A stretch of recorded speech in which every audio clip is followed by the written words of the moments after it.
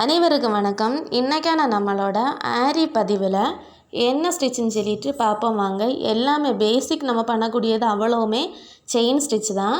முதல்ல வந்துட்டு நம்ம சரி நூலில் பார்த்தோம். ரெண்டாவது வந்துட்டு சில்க் நூலில் தான் பண்ணணும். பேசிக் படி சில்க் நூலில் தான் பண்ணணும். இது பிகினர்ஸுக்கான ஒரு ஒரு டிப்ஸுன்னே வச்சுக்கோங்க, சரியா? இது வந்துட்டு சீவிங் மிஷின் நூல். நம்ம சாதா தையல் நூல் தான். நம்ம சில்க் நூலுக்கு பதிலாக இந்த நூலில் வந்துட்டு ஃபஸ்ட்டு ட்ரை பண்ணுவோம்.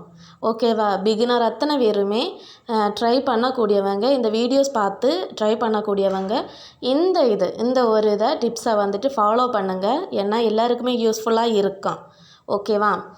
இது வந்துட்டு நம்ம சாதா சீவிங் மிஷின் நூலில் ட்ரை பண்ணியாச்சுன்னா சில்க் நூல் வந்துட்டு அறுத்தறுத்து போகாது. ஏன்னா சில்க் நூல் வந்துட்டு நல்லா சாஃப்டாக இருக்கும். இது வந்துட்டு கொஞ்சம் திக்காக இருக்கும். அப்போ நம்ம வந்துட்டு இதில் நம்ம நீடில் வச்சு பிடிச்சி இழுத்து எடுத்து படித்தோன்னா அந்த நூலில் வந்துட்டு நமக்கு பண்ணும்போது ஈஸியாக இருக்கும், சரியா? நான் இப்போ எனக்கு தேவையான அளவுக்கு நூலை வந்துட்டு இழுத்து எடுத்துட்டேன். அதுக்கப்புறமா சாதா நம்ம எம்ப்ராய்டிங் போடும்போது நாட்டு போடுவோம் இல்லை, அதே நாட்டு தான் சுற்றி ஒரு சுற்றி அதில் வந்துட்டு நாட்டு ரெடி பண்ணி எடுத்துக்கிடணும்.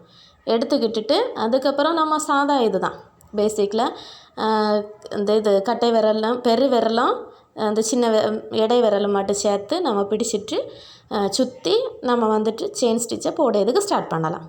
ஓகேவா? இங்கே பாருங்கள், இந்த மாதிரி தான் குத்தி ஒரு சுற்றி நம்ம எடுத்துக்கிடணும். இந்த நூலில் வந்துட்டு சூப்பராக வரும். அதே டைம் வந்துட்டு நம்ம சில்க் நூல், சரியா? ஃபஸ்ட்டு ஸ்டார்ட் பண்ணக்கூடியவங்க ஒரு மாதிரி ஃபீல் ஆகுவாங்க. நூல் வந்துட்டு நம்ம ஒரு ஆள் சொல்லி தந்து படிக்கிறது வேறு. அதுவே வீடியோஸ் பார்த்து படிக்கிறவங்களுக்கு இது வந்துட்டு யூஸ்ஃபுல்லாக இருக்கும் அப்படிங்கிறது என்னோடய நம்பிக்கை, சரிங்களா?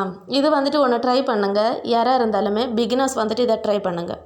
சீவிங் மிஷின் நூல் வந்துட்டு சில்க் நூலாகவே நினச்சி பண்ணுங்கள். ஓகேவா? நீட்டாக வருது, எங்கேயுமே அறந்துட்டு போகாது. நம்ம இதில் பண்ணியாச்சுன்னா அந்த நூலில் நம்ம பண்ணும்போது ஈஸியாக வரும். கைக்கு வந்துட்டு நல்ல பழக்கம் இருக்குது, இது மாதிரியே வரும். பார்த்தீங்களா? ஸ்மூத்தாக போகும். எந்த இடத்துலையுமே நமக்கு எந்த விதத்துலேயும் இடைஞ்சல் இருக்காது. பார்த்தீங்களா? அந்த ஸ்டிச் வந்துட்டு எவ்வளோ நீட்டாக பர்ஃபெக்டாக இருக்குது. எந்த நூலுமே இழுத்துட்டு வரவும் செய்யாது. அது மட்டும் இல்லை, நம்ம வந்துட்டு நூல் அறுந்து போகுதுன்னு சொல்லிட்டு அந்த ஒரு கவலையும் படாண்டாம், சரியா? அதனால் கட்டாயம் இந்த நூலில் வந்துட்டு ட்ரை பண்ணி பாருங்கள். ட்ரை பண்ணி பார்த்துட்டு உங்களோட ரிசல்ட் என்னன்னு சொல்லிவிட்டு கமெண்டில் சொல்லுங்கள், சரியா? சில்க் நூலில் ட்ரை பண்ணதுக்கு முன்னாடி சீவிங் மிஷின் நூல், நம்மளோட தையல் நூலில் வந்துட்டு இல்லைன்னா களி நூல் இருக்குல்ல, களி நூல்லையும் ட்ரை பண்ணலாம்.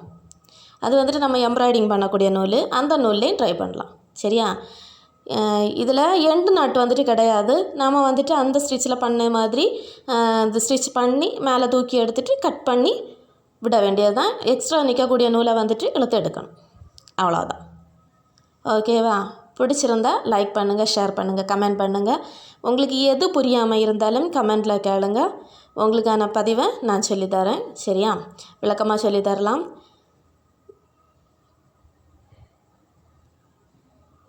ஓகேவங்க, பாருங்கள் தையல் எவ்வளோ நீட்டாக இருக்குது, பார்த்தீங்களா? Okay, thank you.